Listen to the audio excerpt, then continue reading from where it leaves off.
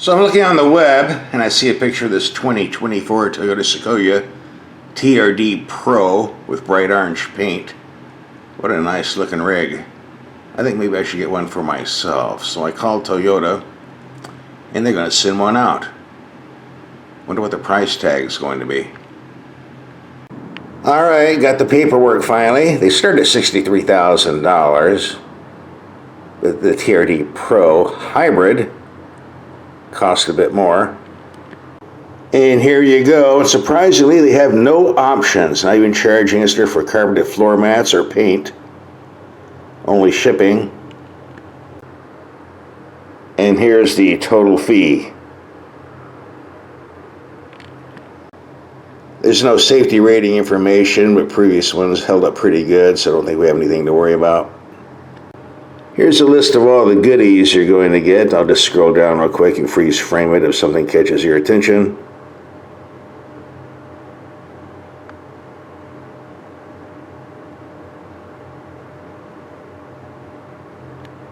Here's a fuel economy specification, but we'll talk about this a little bit later in the video.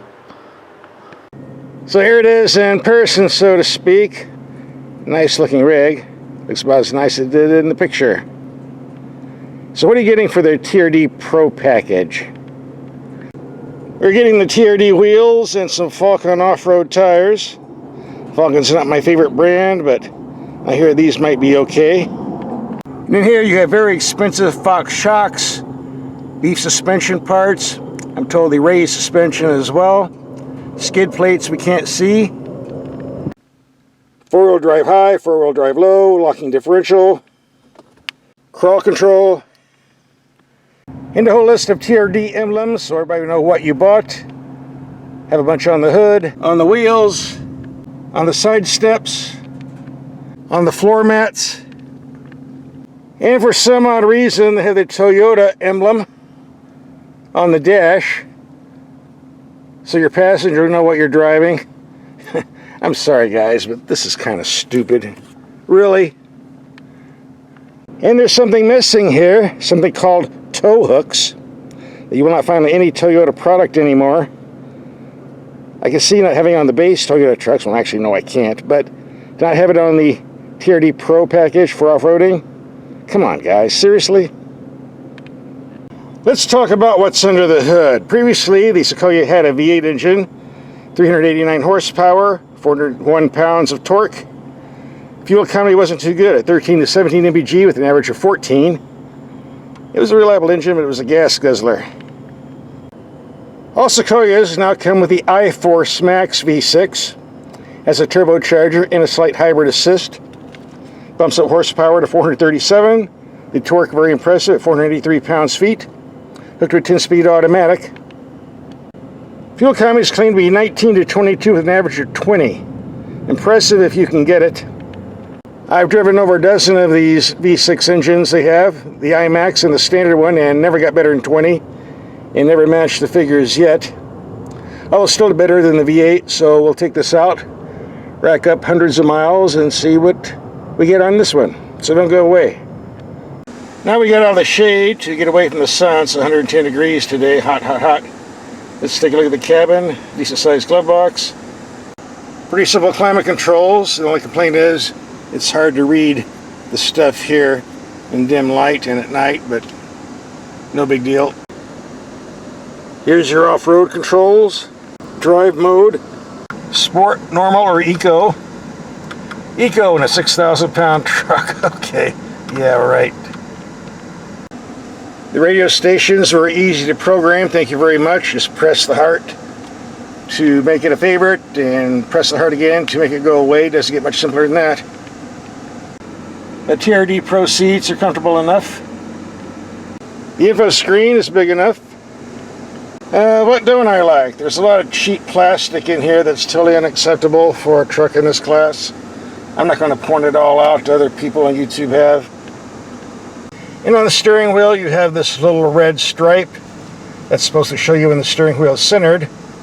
That doesn't work too well. Using this as a measuring device, you can see it's off center by about 3/4 of an inch. What's going on with the quality control, Toyota? So if you're off-roading and you have the red stripe here, you think you're going a straight line, now you got to move it over a little bit. This is very, very annoying. One thing that's always annoyed me about the Sequoia, it's so big on the outside and so little room on the inside. Got 2 bucket seats in the front, 2 bucket seats in the second row, and a third row back here. They try to tell you it holds 3 people. I don't think so. In a practical sense, this only holds 6 passengers. I'm told you can get a bench seat in the second row. If you count 3 in the back, that'd make it 8 if you cheat. As far as cargo room, you can see how high these seats are sitting when they're folded. So from top to bottom, not much room here. And underneath this, I'm told is where the hybrid battery rests. Takes up a lot more space. Just a story for you, I had to move a kitchen freezer from one house to another. It fit fine in the Toyota RAV, just barely. It's about 3 feet wide, about 2.5 feet tall. I couldn't fit it in here. Would not fit. It was about a ½ foot too tall. It's pretty sad when a RAV can haul bigger things than this giant Sequoia, but this isn't really for hauling gear. In all fairness, I've said this before, I'll say it again. If you really want to think about this, don't think of it as an SUV. Think of it as a Tundra truck with a solid roof, because that's basically what it is. And I almost forgot, anytime we get a vehicle, we take the headlights out in the dark and say they perform and do a night drive. We posted that video on YouTube already. We'll have a link for that. At the end of this video, you can watch them both. Alright, part 1 show and tell is over. Now we're going to go out and do some driving, do some fuel economy numbers, and some slight off-road driving. We're not supposed to take this in the dirt too much. It's an early production car. It's also a show car, and they don't want any scratches on it. So how's it drive? Well, it drives like a truck. Steering's pretty nice. Good feel, good feedback. Feels just right to me. Naturally, you're going to lose some street traction with these off-road tires, but with four-wheel drive, road gets slick. Disengage the four-wheel drive and won't be a problem anymore. And the ride's a bit bouncy with the TRD suspension, but still comfortable because those shocks absorb all the impacts, so I'm not complaining. The discontinued V8 was a nice, reliable engine, but frankly, as far as acceleration, it was a dog. Gas-guzzling dog. This baby's got a lot of power, pins you to the seat. Oh yeah. And it doesn't use any more fuel. If it doesn't meet the EPA standards on the window sticker, well, we don't know that yet. We need to do some more driving, but based on the others I've driven. If I had the choice between the older V8 and this new V6, I'd take the V6. And yeah, I know it had some issues, first year production. Reliability issues, but they're working on fixing that. I think they already have. Leave your comment in the comments section if you have an opinion about that. That's what it's there for. With the high ground clearance, these giant off-road tires, and other features, this vehicle is capable of going off-road. We're not going to do anything overly serious because they want this back without any scratches on the paint. It's a show vehicle. But I do have some outdoor projects to do, so let's take it out. We're about 5 miles from the Mexican border. One of the advantages of a larger vehicle like this, you can hold more stuff inside compared to the compacts, but the compacts can go down narrow trails while big rigs like this are too wide to do so. So you gotta be careful what kind of trail you're picking. Here we're okay, but we had to turn around about a mile back because it was only well, let's just say there wasn't enough room. And we do not want to gouge the paint with thorn bushes. Not in an $80,000 vehicle. The suspension is doing a great job absorbing impacts though. No complaints there. This turbo V6 is superior to the older V8 for four-wheeling because you have a lot more torque on the bottom end. And with the I-Force hybrid assist, you have even more torque. More than adequate for any off-road needs, especially if you're climbing steep hills. A lot of people don't like the new V6 turbos over the V8, but it outperforms the V8. That's the bottom line. Well, I was going to take a shortcut, but it seems the road is flooded. I don't know, it could be more than 3 feet deep. You think I could make it if I put it in four-wheel drive low? Of course, if I didn't, Toyota might get upset. They want this vehicle back in a couple of days. It'd be hard to explain if it disappeared under the waves. They might get a little upset. Or maybe they can send me another one. Yeah, send me another Sequoia. We fish this one out. That'll work. With the good weight distribution and these giant off-road tires, most of my off-roading here has been a two-wheel drive. We don't need four-wheel drive unless it gets really, really nasty. And here we go, Border Patrol checkpoint. All I gotta do is say, senor, I'm a friend of El Biden, and they'll just let you right through without any questions asked. Give me a green card and a credit card and a free motel room, too. Alright, that was easy to pass through. Now we're going to do some fuel economy testing for the rest of this video. See if this V6 does better than the older V8 they got rid of, and, well, we'll find out soon enough. Stick around. We're going to take this Toyota on a highway trip, approximately 120 miles. Trying to keep the speed around 75 miles per hour. Trying not to do any passing.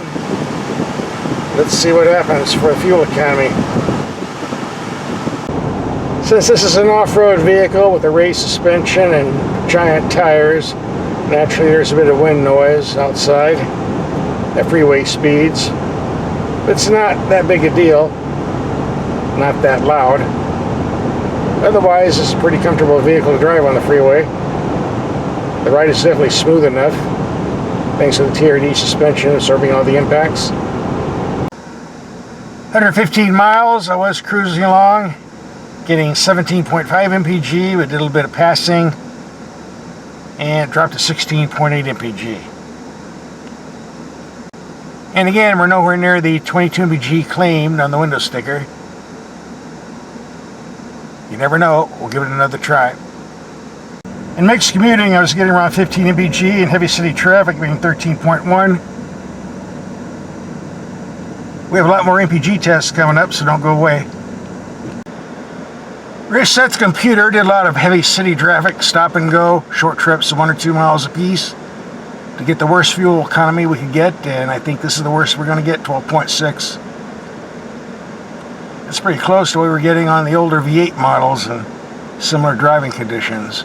I thought the hybrid assist would make a difference, but not driving like this. Okay, it was a highway trip, constant speed, no excessive passing, 19.3, and I've yet to get more than 20 mpg on any of these V6 Toyotas yet, so I think 19.3 is going to be the best we're going to see, I think. So what's my take on this TRD Pro Sequoia after a week of driving? Well, it's like this. If you like the tender truck but want a roof over your head, I think you'll be pleased with this one. As far as the fuel economy goes, it's only 1 or 2 mpg better than the previous V8, but to be able to get all this horsepower without a fuel penalty and a bit more, I'm not complaining. Now, if you want to see our headlight test and night drive, here's a link coming up. Just watch. You're already here.